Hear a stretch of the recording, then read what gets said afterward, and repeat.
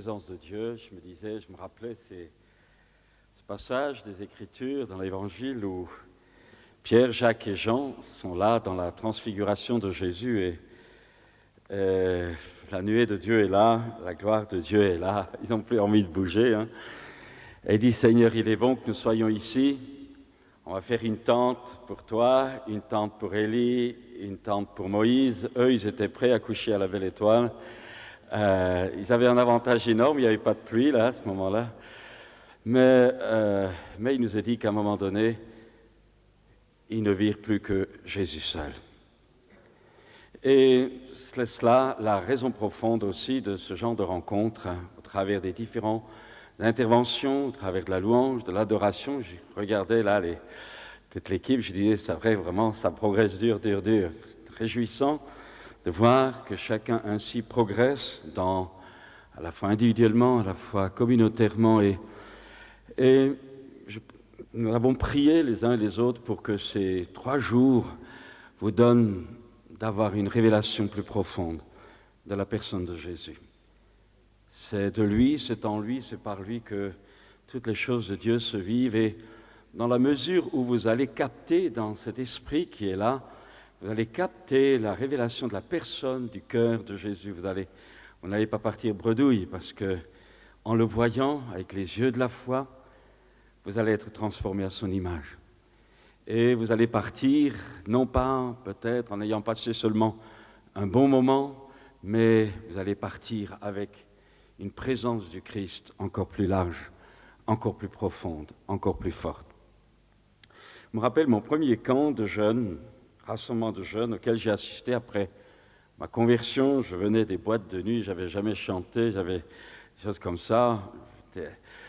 C'était toute autre musique. Et bien, je disais que premier week-end comme ça de jeunes, c'était sous un chapiteau. Et alors que nous étions là, dans la louange, dans l'adoration, c'était un soir, tout à coup, la pluie s'est mise à tomber. Et le martèlement de la pluie a frappé la tente avec une intensité vraiment extraordinaire. Pendant la journée, il avait fait beau. Et je voudrais vous rassurer, ce n'est pas prophétique, c'est simplement la météo qui dit qu'il va faire beau dans les heures qui vont venir. Et nous étions là, il avait fait beau pendant toute la journée. Il y avait une faim de Dieu dans mon cœur, il y avait un désir. Je venais de sortir du monde, je cherchais, Dieu m'avait touché, mais j'avais soif de davantage. J'avais soif et faim réellement d'un contact, d'un attouchement de Dieu. Et j'avais besoin vraiment que les écailles tombent, j'avais besoin que le ciel s'ouvre sur moi. Et pendant, avec quelques copains de votre âge, nous étions partis dans la nature. Je me prenais un peu pour Moïse. Je hurlais là dans la nature, « Seigneur, fais-moi voir ta gloire. Vous gênez pas, il y a de la place là. » Et puis alors ce soir-là, en revenant, tout à coup, il y a eu un orage rapide, la pluie s'est tombée, puis ça a martelé la tente. Et au moment où la pluie a martelé la tente, le ciel s'est ouvert sur nous. Et alors l'Esprit de Dieu est descendu. Vous savez, c'est une chose de croire que l'Esprit de Dieu est là, et nous le croyons, mais c'est une autre quand il se manifeste. Et là, je me rappelle simplement, nous étions une équipe de copains, là, nous sommes tombés à terre, il y en a qui pleuraient, il y en a qui riaient, puis il y en avait d'autres qui étaient carrément étrangers, ils nous regardaient, ils se demandaient ce qui était en train de se passer, ils nous prenaient pour des fous. Alors quand on les voyait étonnés, on rigolait encore plus de les voir étonnés, et puis l'Esprit de Dieu s'emparait de nous. Et à un moment donné, la pluie s'est arrêtée et l'onction s'est arrêtée. Et puis la pluie a recommencé et l'onction est revenue. Et nous voilà repartis dans la louange, dans les larmes, dans les pleurs, dans les rires. C'était formidable. On avait vécu réellement un temps de Dieu. Et nous avons prié pour que les uns et les autres, vous puissiez également, à votre niveau, dans la vocation qui est la vôtre, mais également dans ce moment de joie qui nous attend, dans lequel nous sommes déjà entrés, vous puissiez vivre un temps de Dieu. Un temps de Dieu. Jésus a dit, là où 2 ou 3 sont assemblés en mon nom, je suis au milieu d'eux. Moi, je crois que vous savez, on ne sent pas toujours grand-chose au démarrage, on ne sent pas toujours fortement, mais quand on sait qu'il est là, parce qu'il l'a dit, alors il va se manifester. Alors, je dis ces paroles simplement pour vous donner envie, dans les heures qui vont suivre, au travers des ateliers, au travers des différentes interventions, la faim, la soif de Dieu va venir et à un moment donné, ça va exploser. Tout à l'heure, Christ disait, quand la louange était partie, il dit le plafond va sauter, eh bien, il faut qu'il saute, et que chacun d'entre nous puissiez vraiment réaliser que notre Dieu est vivant et qu'il est un Père. J'aimerais simplement encore, avant que nous ouvrions, si vous avez vos Bibles, dans le psaume 12, simplement vous disiez encore à votre voisin, de droite ou de gauche, que c'est le meilleur voisin et voisine que vous avez ce matin à côté de vous. Ça le rassurera.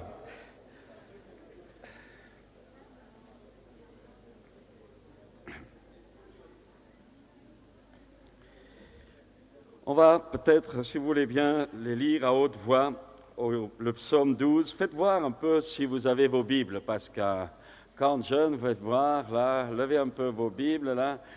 Alors les autres, vous savez ce qui vous retient tout à l'heure, hein, vous revenez armés de votre épée pour vraiment. Alors le psaume 12, le verset 7 simplement, on va le dire ensemble à haute voix. Au psaume 12, le verset 7, on y va.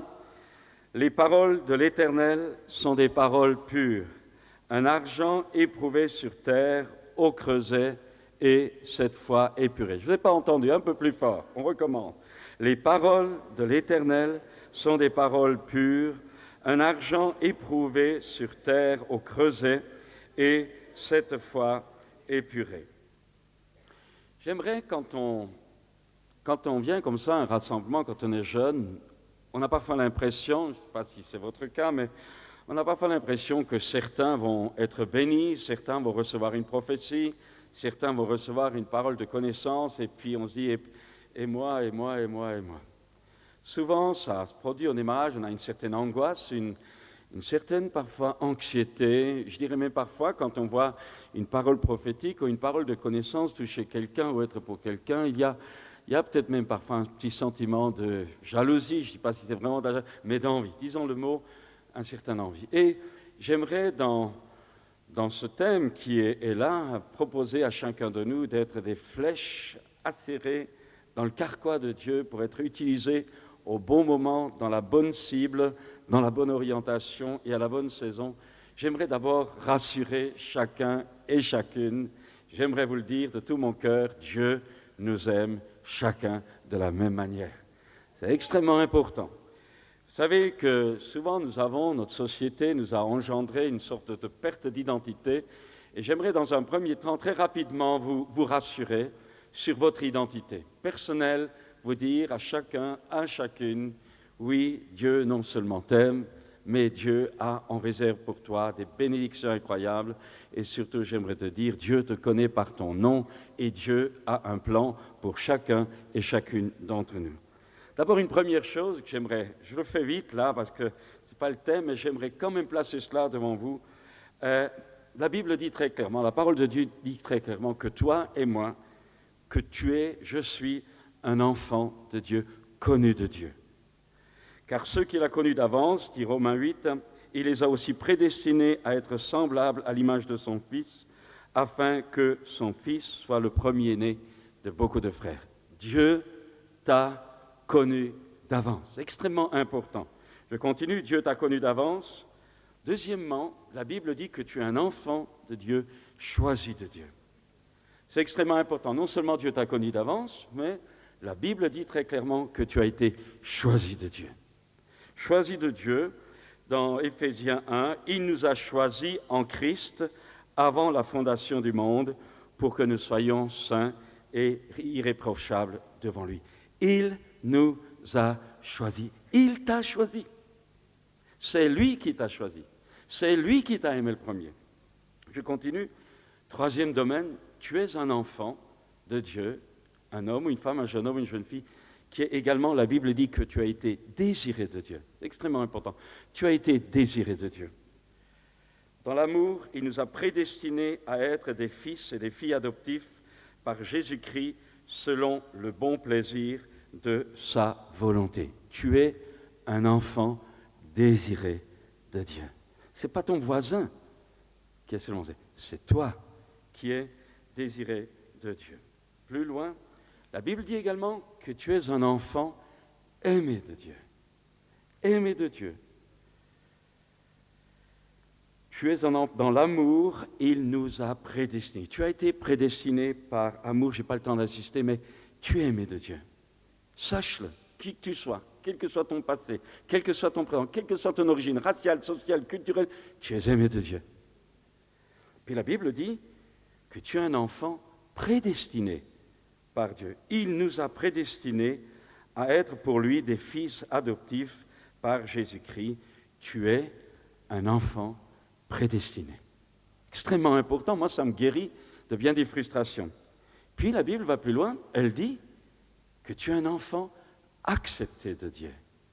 Un enfant accepté de Dieu à la louange de la gloire de sa grâce par laquelle il nous a acceptés dans le bien-aimé, dit le verset 6.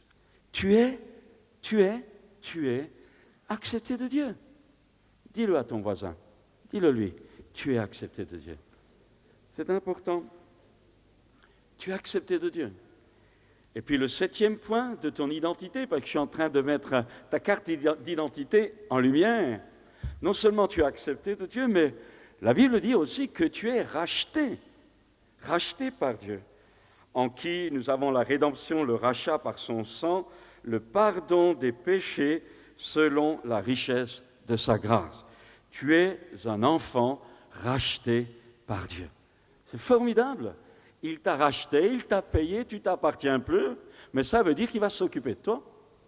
Tu as été racheté, ce n'est pas l'autre qui a été racheté. Tu as été racheté. Vous savez, pendant que je parle, ça me fait du bien, moi aussi. Hein. Et puis la Bible dit encore, 9e point d'identité, 9e renseignement, tu es un enfant gardé par Dieu. Gardé par Dieu. Jésus dira, ne vendons pas 2 passereaux pour un sou, cependant il n'en tombe pas un à terre sans la volonté de votre Père, et même vos cheveux sont tous comptés. Tu es gardé par Dieu. Tu es gardé. Tu vas me dire, mais il y a des problèmes. Mais dans ces problèmes, tu es gardé. Puis la Bible va dire encore plus loin, 10e point, la Bible dit que tu es un enfant appelé de Dieu. Appelé de Dieu. Ceux qu'il a prédestinés, dit Romains 8, 30, il les a aussi appelés. Il t'a appelé, il va encore t'appeler pendant ces jours, parce qu'il t'a prédestiné, parce qu'il t'a accepté, parce qu'il t'a aimé, et parce qu'il veut te garder, et parce qu'il te garde. Et puis, la Bible dit encore, 11e trait d'identité, que tu es un enfant justifié par Dieu.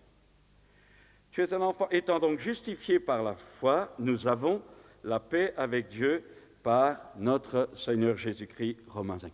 Tu es un enfant justifié. Ça veut dire que ta marche avec Dieu ne dépend pas de ce que tu es juste ou pas juste.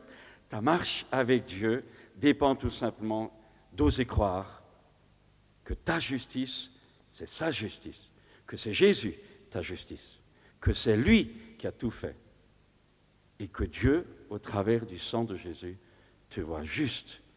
Tu as été justifié par grâce. C'est formidable. Ça veut dire qu'aucun d'entre nous ne sera privé de la bénédiction de Dieu pendant ces 3 jours. Justifié par Dieu, et je continue, qui accusera les élus de Dieu? Qui va t'accuser? Le diable, tes péchés, tes fautes? Il suffit que tu viennes simplement tel que tu es, te reposer, te confier, t'abandonner dans la justice de Jésus. Et qu'est-ce que dit la Bible? Qui accusera les élus de Dieu? C'est Dieu qui justifie. Il y a également, la Bible dit également que tu es un enfant régénéré par Dieu.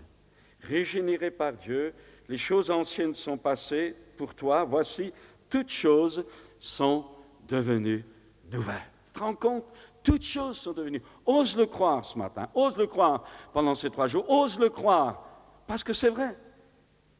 Et puis, la Bible dit encore, tu es un enfant sanctifié par Dieu, c'est-à-dire à ceux qui ont été sanctifiés en Jésus-Christ, appelés à être saints.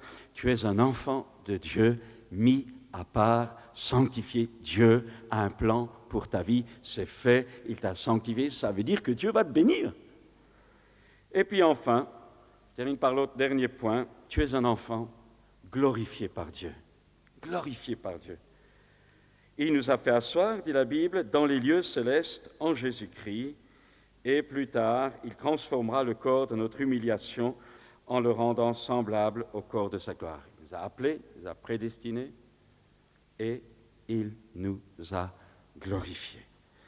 C'est extrêmement important que tu réalises ça. Je répète rapidement, tu as été connu de Dieu, tu es choisi de Dieu, tu es désiré de Dieu, tu es aimé de Dieu, tu es prédestiné de Dieu, tu es accepté par Dieu, tu es racheté par Dieu, tu es créé par Dieu, tu es gardé par Dieu, tu es appelé par Dieu, tu es justifié par Dieu, tu es régénéré par Dieu, tu es sanctifié par Dieu et tu es glorifié. C'est pas formidable? Moi, je trouve que c'est formidable d'être chrétien parce que nous avons les promesses de ce temps pour maintenant et les promesses de la vie éternelle. Pourquoi est-ce que j'ai voulu vous rassurer d'abord au démarrage? Tout simplement parce que je vais maintenant, comme toute flèche qui doit être acérée, il faut couper la pointe. Et dans votre vie, comme dans la mienne, dans ce plan général que Dieu a pour chacun d'entre nous, dans cet amour que Dieu a pour nous, Dieu ne veut pas faire de nous des chiffres molles, Dieu ne va pas faire de nous des mollassons, mais Dieu veut faire de nous des flèches aiguës dans son carquois, être capable, formés pour être utilisés à l'heure et dans le temps de Dieu. Alors, j'aimerais dire que le plan de Dieu, c'est que ta vie est un sens spirituel éternel. Le plan de Dieu, c'est pour l'éternité, c'est à la fois te préparer ici-bas, mais pour un objectif, pour une réalité qui n'est pas seulement pour cette terre, mais une réalité éternelle. Ça veut dire qu'au niveau de tes études, au niveau de ton travail, au niveau de ton mariage, au niveau de tes investissements, du temps, des finances, au niveau des vocations, tu es appelé, tu es régénéré, tu es connu, tu es prédestiné à accomplir une vocation qui va te porter, dont le résultat final est l'éternité tout entière. Alors, j'aimerais dire encore qu'une flèche aiguë dans le carquois de Dieu, ça nécessite la taille, et dans ta vie comme dans la mienne, pour que le plan de Dieu s'accomplisse, il faut accepter que Dieu travaille mon caractère. Vous savez, je suis parfois étonné, nous vivons un temps où on parle beaucoup d'onction, et c'est réel, nous en avons besoin. L'onction de l'esprit, la vie dans l'esprit, les dons de l'esprit, les charismes, etc.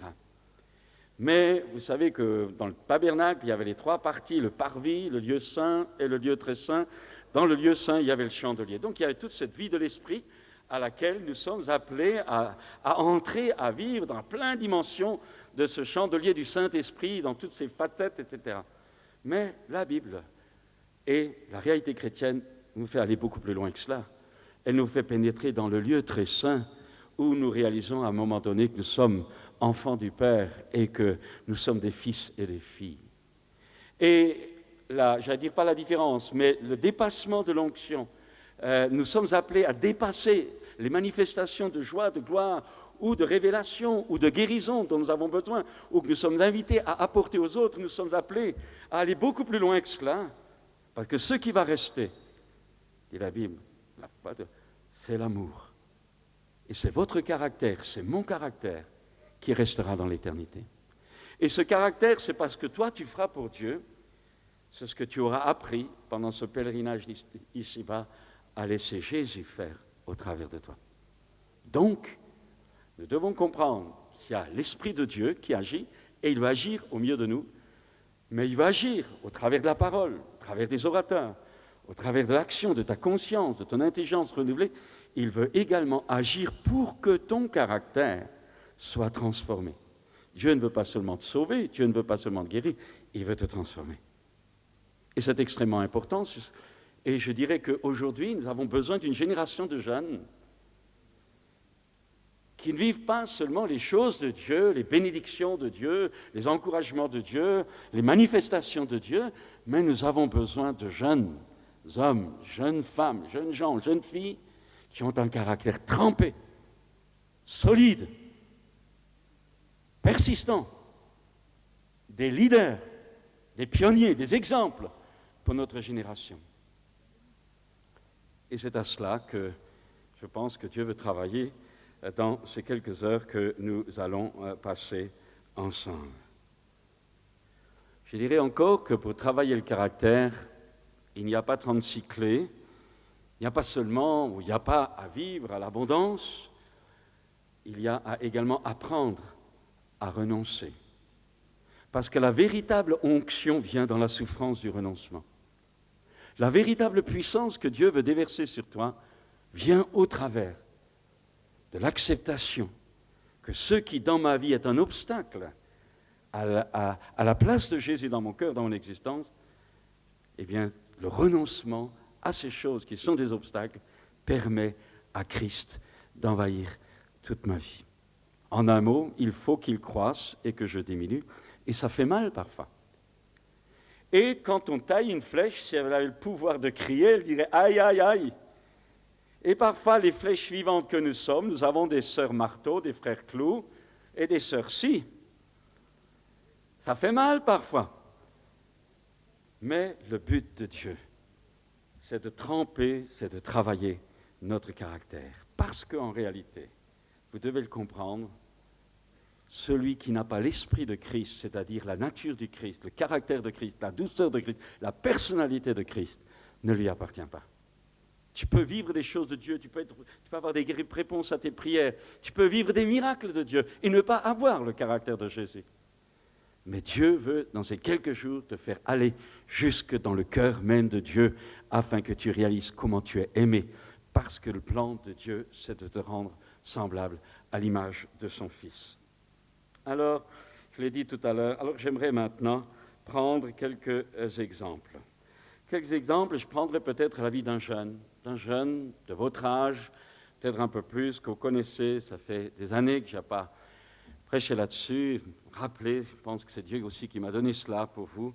C'est l'exemple de Joseph. Vous connaissez Joseph, un jeune homme de 17 ans qui, au milieu de ses frères, eh bien, a tout à coup des songes. Mais un songe, pas simplement un rêve, dû au nombre d'heures qu'il a passé devant la télé.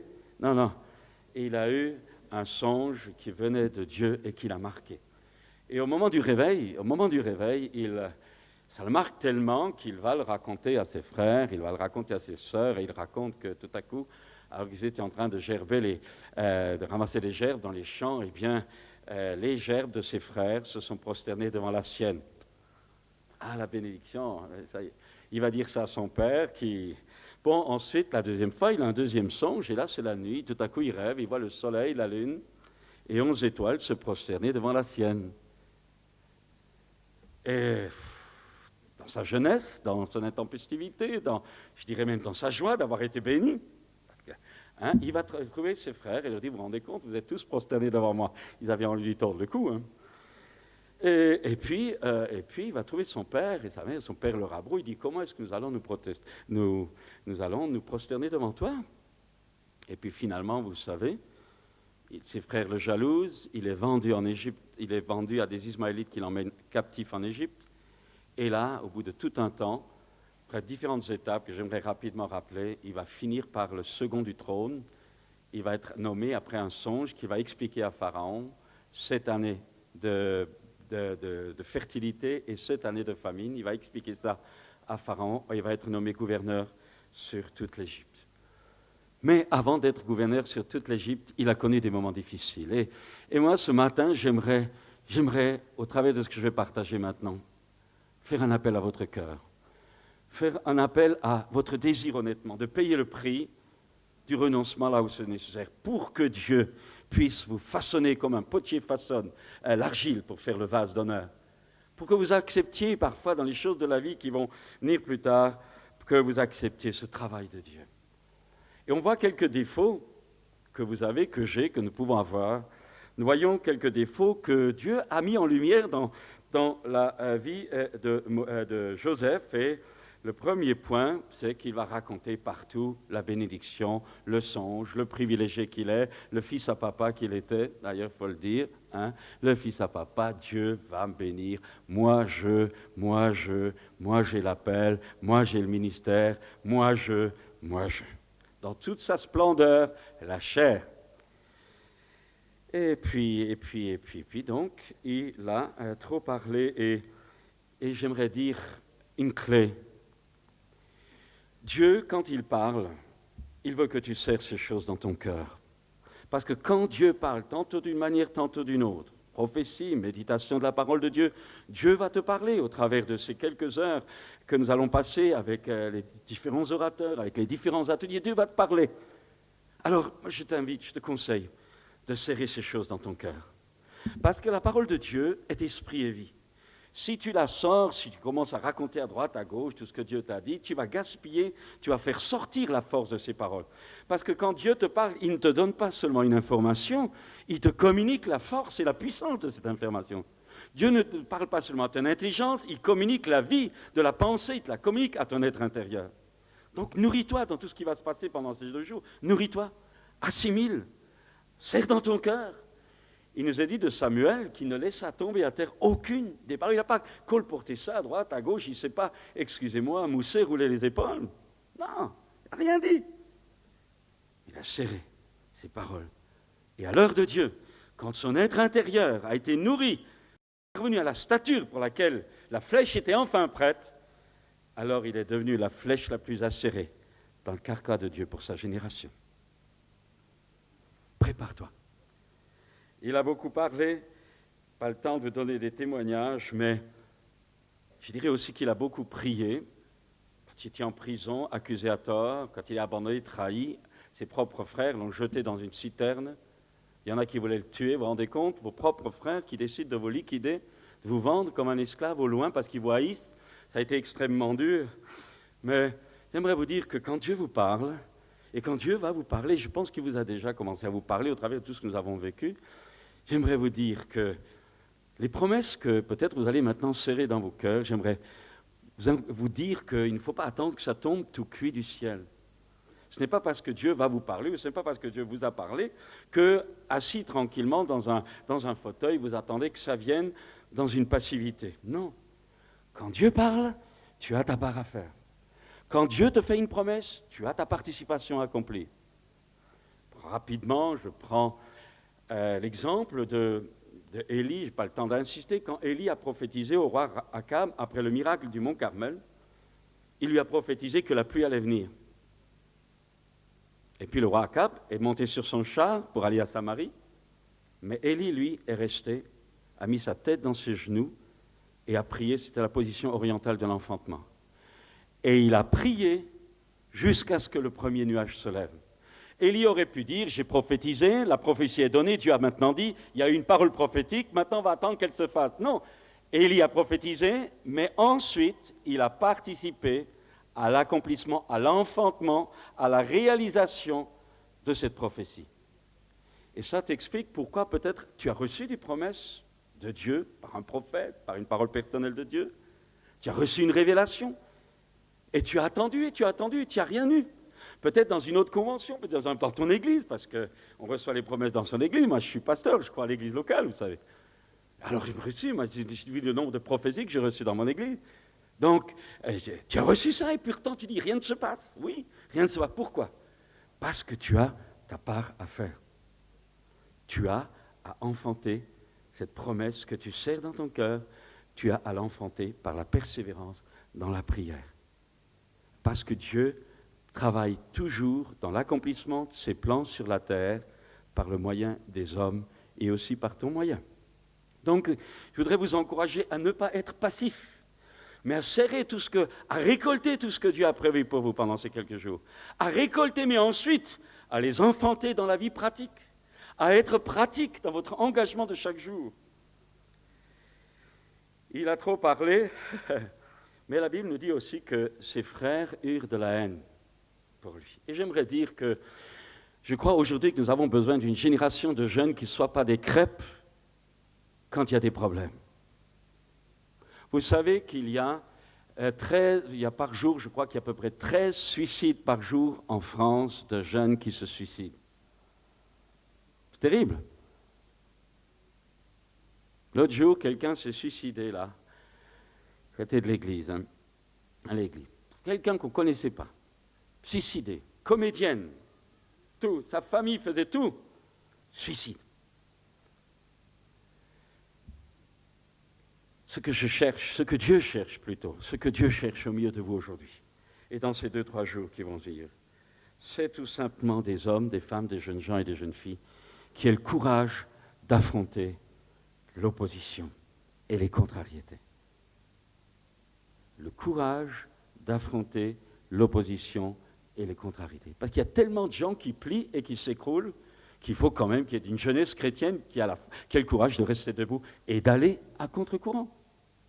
Et il a eu de la haine, ses propres frères.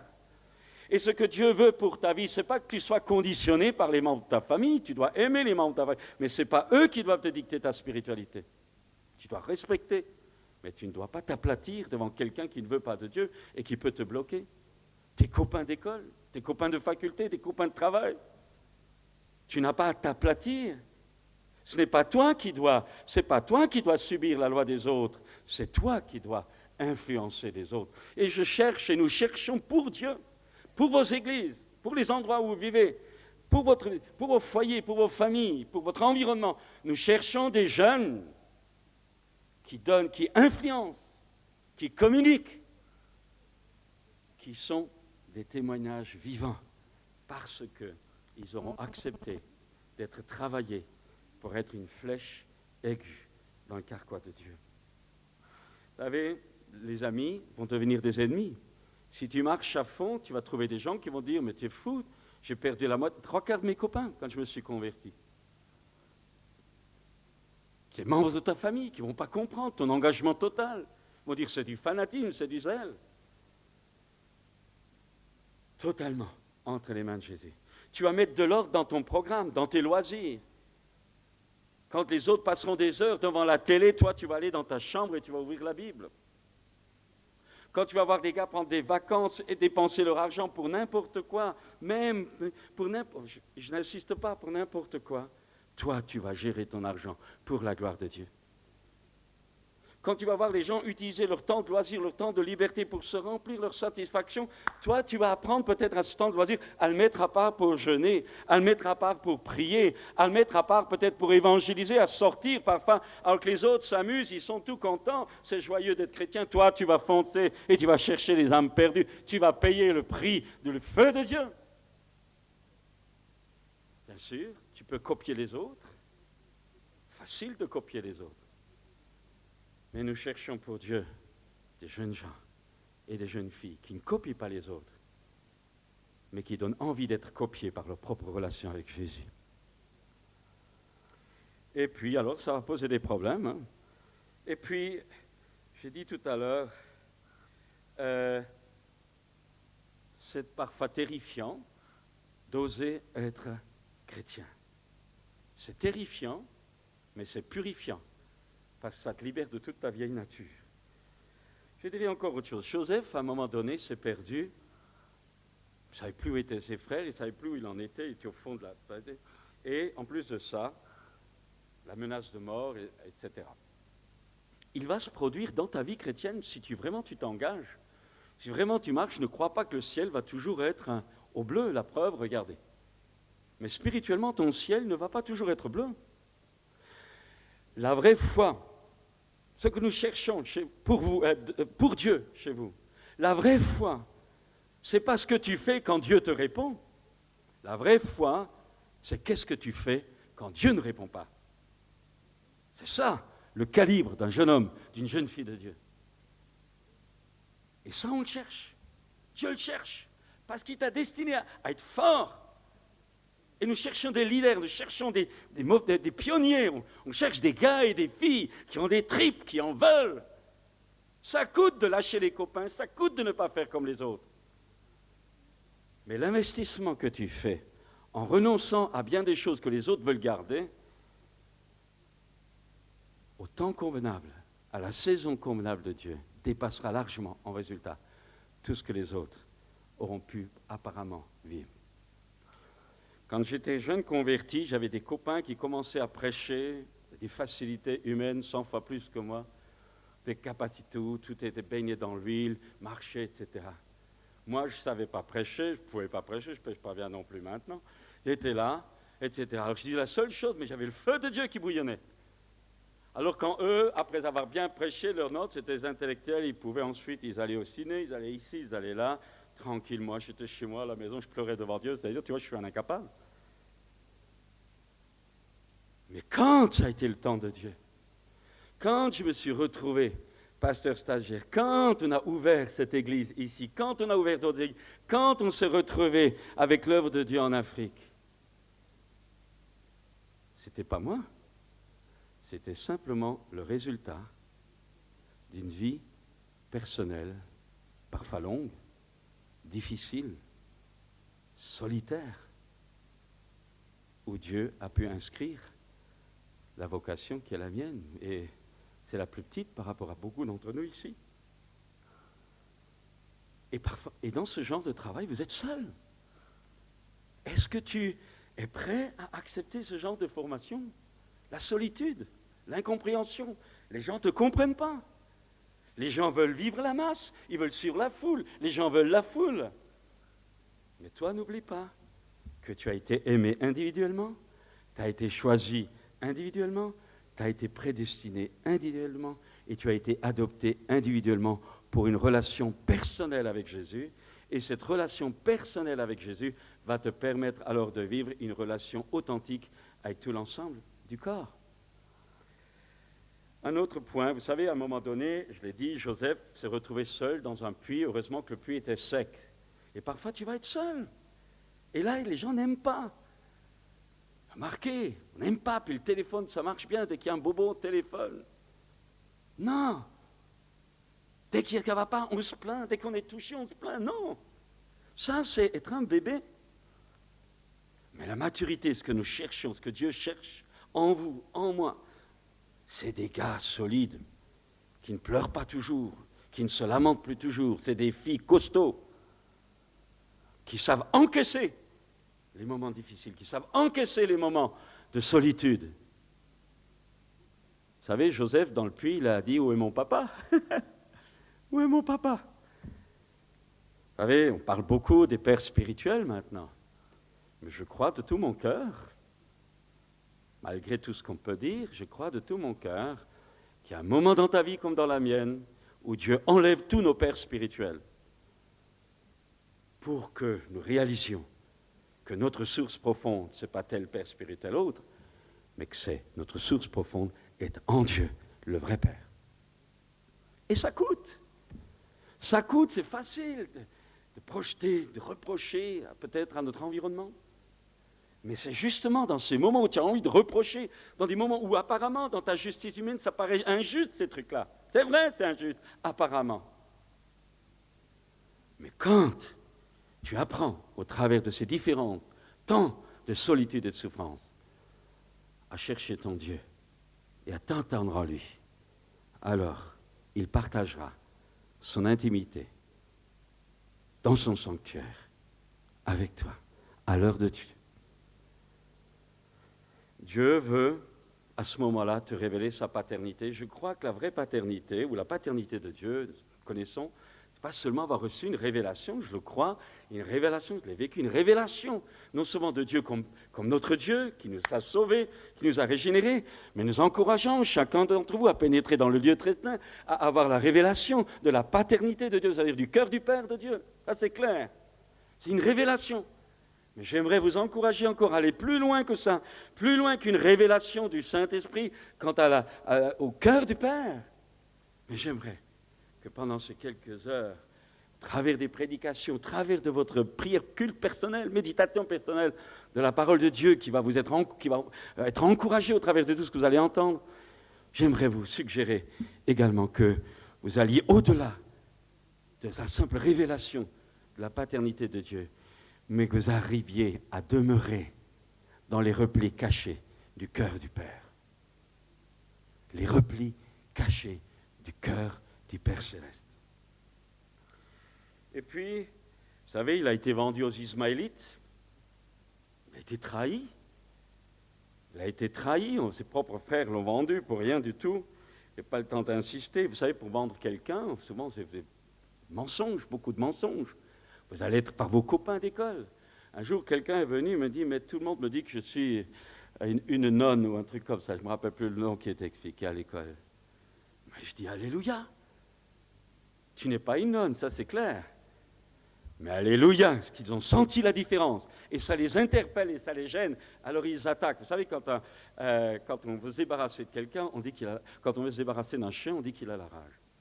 Mais heureux serez-vous, a dit Jésus, si on vous persécute à cause de mon nom, car l'esprit de gloire reposera sur vous. Et j'aimerais te dire, jeune homme, jeune fille, j'aimerais dire à chacun d'entre vous que la souffrance de la persécution, c'est le chemin le plus fort pour avoir l'onction et la puissance la plus forte dans ta vie chrétienne. Parce que la vraie puissance s'enfante au travers de la souffrance que tu traverses avec persévérance.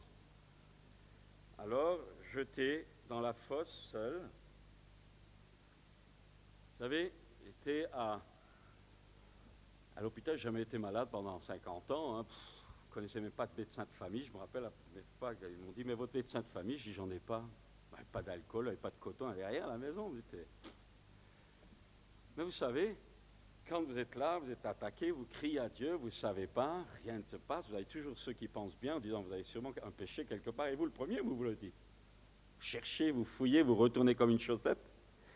Et puis, vous savez, ceux qui vous ont pas trop aimé pendant la vie, ils cartonnent. Mais on m'avait envoyé à l'hôpital, même une prophétie. Et ils disaient, c'est l'heure de Dieu, Dieu enlève les leaders. C'était sympa. C'était très sympa. Ça ne veut pas dire que j'étais parfait, loin de là. Mais je vais vous dire quelque chose. Quand je parle des révélations du cœur du Père, là, 3 heures du matin, quand le diable vous accuse, quand tout vous accuse, vos propres péchés vous accusent, vos propres erreurs vous accusent, lorsqu'à un moment donné vous avez la révélation, alors, par les Écritures, je crois que tout doit passer par les Écritures rendues vivantes, parce que ça reste, eh bien, que finalement, de toute façon, je n'avais rien compris, parce que ce n'était pas ma justice qui comptait, c'était sa justice. Sa justice. Ce matin, ce n'est pas le bien ou le mal que tu as pu faire qui doit te bloquer. Tu dois croire à sa justice. Il te suffit simplement de vouloir vivre ces choses. Je dirais encore, vous savez, il a été vendu à Potiphar, et vous connaissez l'histoire de cette femme de Potiphar qui l'a tenté, qui tous les jours lui a dit « couche avec moi ». Et dans ta vie, comme dans la mienne, tu seras épluché. Parce que si tu veux servir Dieu, regardez, un jour, Jésus a dit à Pierre, « Satan vous a réclamé pour vous cribler comme le froment, mais j'ai prié pour toi afin que ta foi ne défaille pas. » Et il faut que tu saches que quand tu vas passer des moments difficiles, il faut que tu saches qu'il y en a un qui prie pour toi, c'est Jésus, mais il y a aussi des frères et des sœurs qui prient pour toi. C'est pour ça que c'est important de faire partie d'une église. Alors, eh bien, chaque trait de caractère, l'orgueil, sexualité, et tu seras testé, tu seras tenté sur toutes ces choses. Alors je voudrais te rassurer. Tu es jeune, tu as dit, mais moi j'aime le Seigneur, et j'ai craqué ici, j'ai craqué là, j'ai craqué là. Ben, je dis tout simplement, tu as été ciblé, tu as été criblé. Le problème n'est pas qu'à un moment donné tu aies des tentations. Le problème n'est pas qu'à un moment donné tu aies pu chuter, parce qu'il n'y a personne, à ma connaissance, qui n'a jamais chuté. Le problème n'est pas là. Pourquoi Dieu permet-il parfois même que tu chutes? Pourquoi? Pour que tu apprennes à réaliser que là où, justement, tu pensais être fort, tu viens de piquer du nez. Que là où tu pensais ne pas avoir besoin, tu viens de faillir. Et tous les domaines de ta vie qui seraient peut-être ce qu'on pourrait appeler ta propre justice, j'ai jamais commis d'adultère, j'ai jamais fait ceci, j'ai jamais fait cela, toutes ces choses-là, écoutez-moi bien, Dieu se permettra parfois, je ne dis pas forcément dans l'adultère, c'est pas ce que je veux dire, mais je veux dire, Dieu se permettra de te rendre parfois, permettra que tes pieds soient glissants parce qu'il va te lâcher avec tes propres forces pour qu'à un moment donné, tu réalises que tes propres forces ne t'empêcheront jamais, à un moment donné, de ne pas succomber quelque part. Et c'est les luttes, les tests que tu vas avoir dans ta vie ou dans la mienne. Si ces tests te rendent humble et réalisent qu'il n'y a rien de bon en toi, mais qu'au moment où tu réalises, par celui qui dit qu'il ne pêche pas est menteur, mais au moment où tu réalises que tu as craqué, même en pensée peut-être seulement, si à ce moment-là, tu te réfugies dans la grâce qui est en Jésus, dans la justice, il dit, non, moi je ne veux pas ça, j'ai craqué, mais je ne veux pas ça. Seigneur, je compte sur toi. Chaque domaine de ta vie, par ta foi, tu vas l'amener ainsi sous la seigneurie de Jésus, et c'est la vie de Jésus qui va remplacer ta vie que tu auras constatée comme fragile. C'est formidable. De tous tes échecs, tu peux en faire un sujet de gloire. C'est pour cette raison que la Bible dit que Dieu fait concourir toutes choses au bien de ceux qui l'aiment. Et quelle est la clé? Ne jamais s'arrêter. Quelle est la clé? Ne jamais stopper. Quelle est la clé? Envers et malgré tout, ose croire que tu es aimé, que tu es prédestiné, que tu es glorifié et que tu as un plan pour ta vie, que tu es aimé et que tu es adopté. Alors ne regarde pas si tu tombes, au contraire, si tu tombes, confesse ton péché et file de l'avant, oubliant ce qui est en arrière, porte-toi en avant. Et la persistance et la persévérance à toutes les promesses pour ce temps et pour l'éternité. Tu peux te casser la figure la plus fortement possible. Le fait que tu veuilles continuer avec Dieu te rendra toujours vainqueur. La seule chose qui peut te vaincre, c'est quand tu arrêtes. Mais c'est par la persévérance, dans les hauts, dans les bas, dans les moments de victoire, mais aussi dans les moments de défaite. Continue, continue. Pourquoi? C'est clair, parce que le meilleur est devant toi. Amen. Vous êtes toujours là? Agitez la main pour voir si vous êtes toujours là. Ok, alors, vendu à Potiphar, la Bible nous parle des 3 tentations: convoitise des yeux, convoitise de la chair, orgueil de la vie. Tu vas être testé sur tes finances aussi. Tous ces domaines, qu'est-ce que tu fais avec ton argent? Qu'est-ce que tu fais avec ton argent de poche? Puis-je me permettre de dire que l'argent de poche aussi a sa dîme à donner au Seigneur?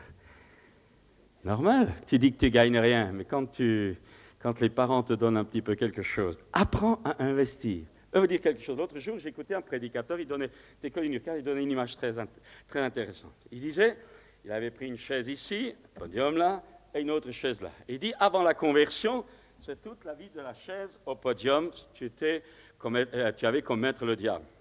Il dit, le podium, c'est le moment de la rencontre avec Jésus. Tu nais de nouveau, tu es sauvé, tu passes de la mort à la vie, de la puissance de Satan à Dieu, tu rentres dans le royaume de Dieu. Et puis maintenant, régénéré, Dieu t'a béni de toutes les bénédictions spirituelles, toutes sortes de bénédictions dans les lieux célestes, ça c'est fait. Maintenant, tu marches vers le ciel, tu marches en route, tu as été perdu, tu viens d'être sauvé, tu continues, tu marches pour ton...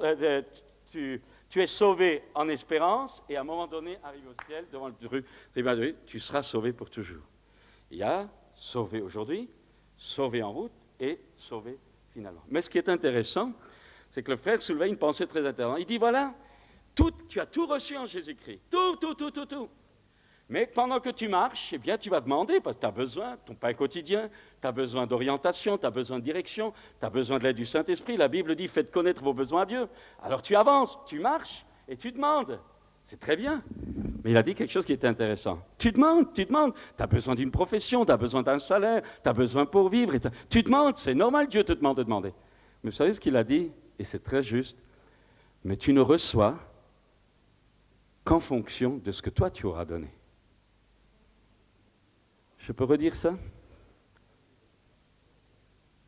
La Bible dit, donnez et vous recevrez. Parce que ce que tu donnes à Dieu, il te le rend en le multipliant. Ce que tu sèmes, tu le récoltes au centuple. Mais si tu ne sèmes rien pour Dieu, si tu vis pour toi, il n'y aura pas grand-chose. Tu vas prier, tu dis Dieu ne répond pas, Dieu n'entend pas, mais si, il entend. Mais il ne peut te redonner que ce que tu lui as... Il ne peut multiplier que ce que toi, tu lui as donné. C'est pour cette raison que je voudrais vous encourager que vous investissiez pour les choses éternelles. Dans ton travail, dans tes études, travaille, mais pour le Seigneur, pour être un témoin. Et dans tes finances, pour le Seigneur, et il pourra alors te rendre au centuple. Je dirais encore ceci pour terminer là. Un dernier trait de caractère de Joseph, il y aurait tellement de choses à dire, c'est que jusqu'à la fin, dans les beaux jours, en prison, et même quand plus tard sa famille vient, il est resté avec un cœur de serviteur. Il est resté serviteur. Il ne s'est pas gonflé. Et je vais maintenant crier quelque chose d'extrêmement important. Il est plus facile d'être chrétien quand tu n'es pas beaucoup béni que d'être béni et de le rester. Je veux dire par là, il est extrêmement important de comprendre quelle est la différence entre l'Esprit de Dieu et l'Esprit de Jésus. Vous savez, dans la Trinité, il y a le Père, le Fils et le Saint-Esprit. Quelle est la différence entre l'Esprit de Dieu et l'Esprit de Jésus? Pourquoi la parole de Dieu dit-il que si quelqu'un n'a pas l'Esprit de Christ, il ne lui appartient? Quelle est la différence? C'est simple. L'Esprit de Dieu, c'est la puissance de Dieu en action.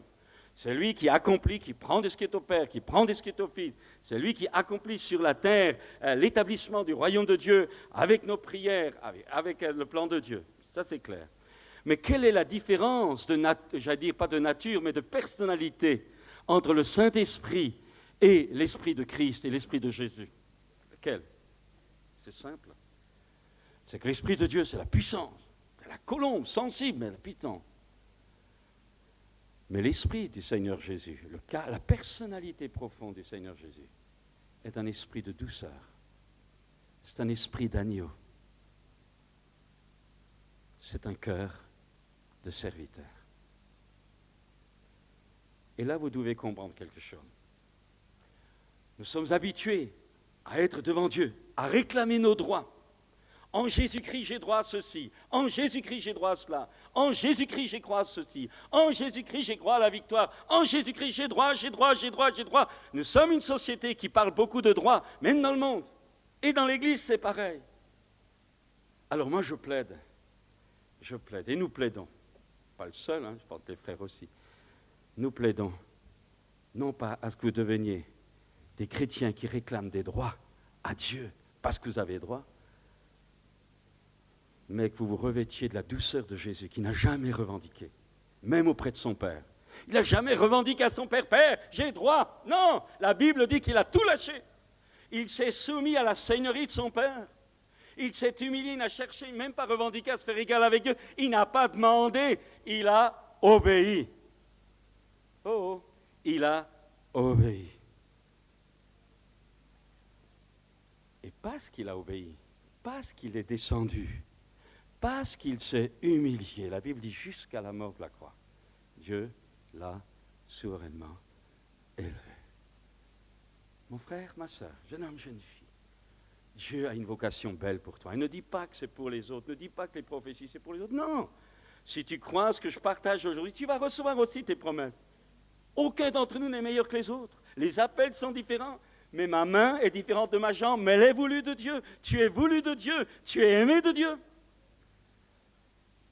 Alors, je dirais simplement pour terminer, bon, est-ce que tu es prêt? Est-ce que tu es prêt à vivre cela? À vivre ce cœur de serviteur, à vivre ce cœur de service. Vous savez, devant Dieu, moi en Christ devant Dieu. Devant le diable, c'est Christ en moi.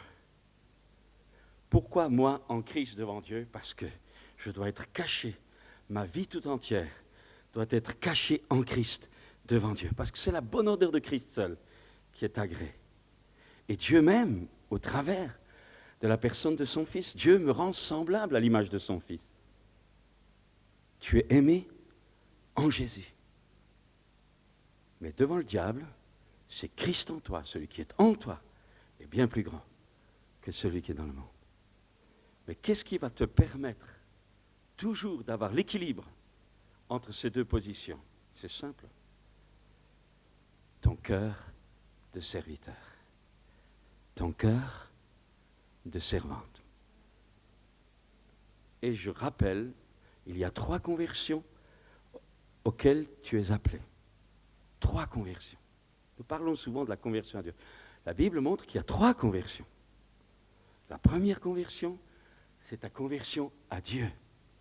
Abandonnant ton indépendance, abandonnant ta rébellion, abandonnant, permets-moi de te le dire, ta désobéissance, abandonnant tes œuvres mortes, abandonnant la vaine manière de vivre, abandonnant Satan pour accepter la seigneurie de Jésus-Christ. Ce matin, je ne veux pas seulement parler du Jésus qui te sauve, mais je voudrais mettre l'accent d'abord. La première chose que tu dois accepter de vivre, ce n'est pas le salut de tes problèmes, c'est accepter la seigneurie, l'autorité de Jésus dans ta vie. Et si tu acceptes son autorité dans ta vie, tu verras, il s'occupera de tes problèmes. Conversion à Dieu, abandonnons les idoles. Deuxième conversion, conversion aux frères et aux sœurs de l'Église, les frères et sœurs en Christ. Conversion à mes frères. Celui qui dit qu'il aime Dieu et qui n'aime pas ses frères est menteur. La foi chrétienne, ce n'est pas de la théorie mystique vers là-haut, c'est quelque chose qui est concret, qui se pratique, qui s'exprime dans ta relation avec les autres. Conversion à tes frères et sœurs. Conversion à quoi? À les servir. Conversion à Dieu, je me donne à Dieu, je ne m'appartiens plus, Seigneur, je me voici, je me mets à ton service. Tout à l'heure, nous avons entendu, qui enverrai-je? Vous avez entendu? Qui enverrai-je? Est-ce que vous avez entendu cet appel de l'Esprit au travers de ce chant prophétique? Et je le répète, parce que l'Esprit de Dieu revient. Qui enverrai-je? Est-ce que tu veux dire oui?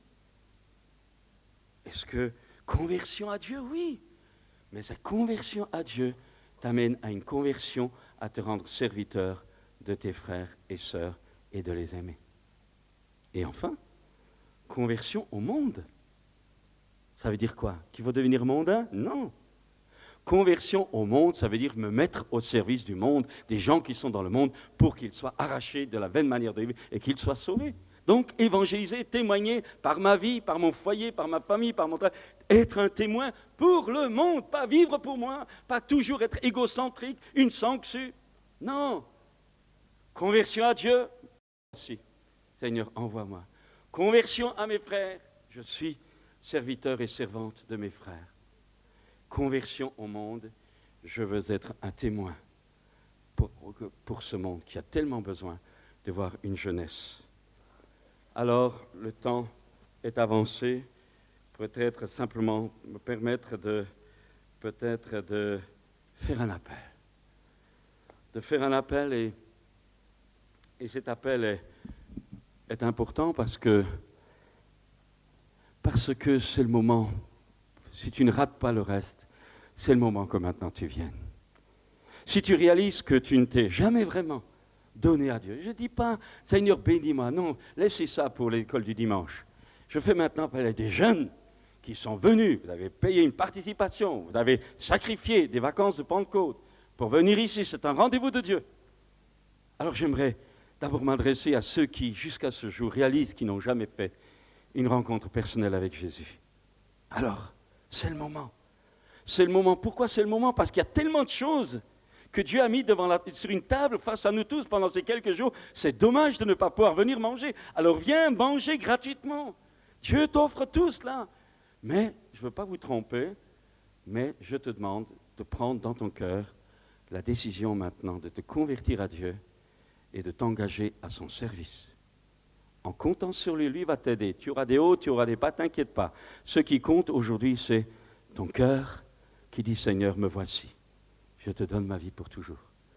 Si tu réalises que jusqu'à ce jour, tu n'as jamais vraiment fait une démarche sérieuse sur ce terrain-là, peut-être as-tu même été baptisé, mais ça, tu as suivi la foule, quoi.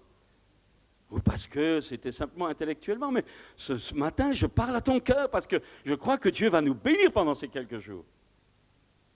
Alors, ne rate pas ça. Mais je ne te dis pas, ne viens pas pour être béni. Viens pas pour être béni, viens pas encore pour demander. Mais ce matin, je te dis, donne ta vie sans condition à Dieu. Il est Seigneur. Tu l'as chanté, on a tapé, on a dansé. Maintenant, fais-le. Maintenant, fais-le. Parce que tant que tu ne l'auras pas fait, c'est du vent.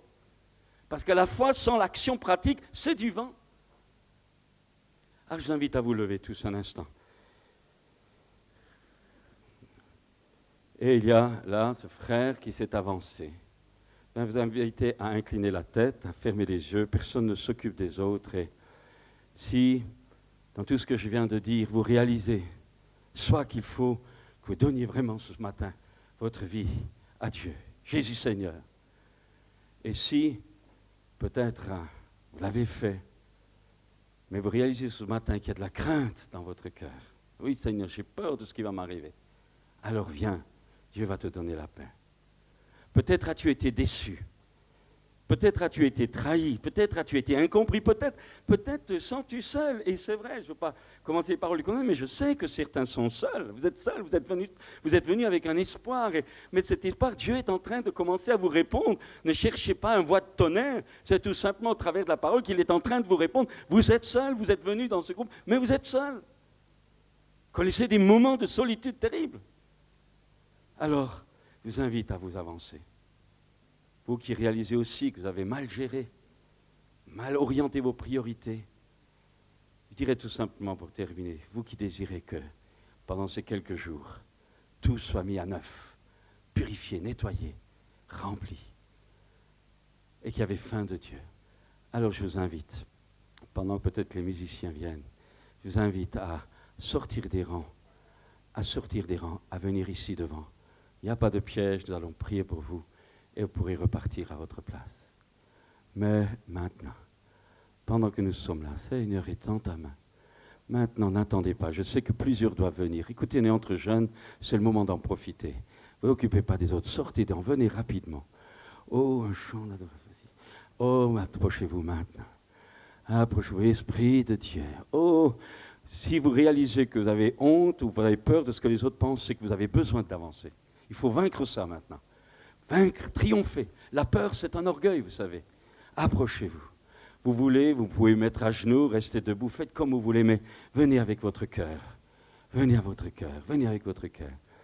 Et je vais demander à tous les responsables tranquillement de passer au milieu de vous pour prier. Simplement, les anciens aussi qui sont dans la salle, venez là simplement. Seigneur, étends ta main. Étends ta main. Voulez-vous lever vos mains vers le ciel comme un sacrifice vivant? Dites-lui maintenant, Seigneur, Seigneur, je viens, me voici, Seigneur. Me voici, je te consacre mon être tout entier. Je t'offre mon corps comme un sacrifice vivant. Je t'offre mon intelligence. Je t'offre mon avenir. Je t'offre mes lois. Je t'offre tout ce que je ressens dans ces moments sur lesquels tu as mis l'accent. Je viens. Seigneur, je viens. Y a-t-il encore quelqu'un? Simplement, ne pas faire de pression, mais venez. C'est le temps de Dieu. C'est le temps de Dieu.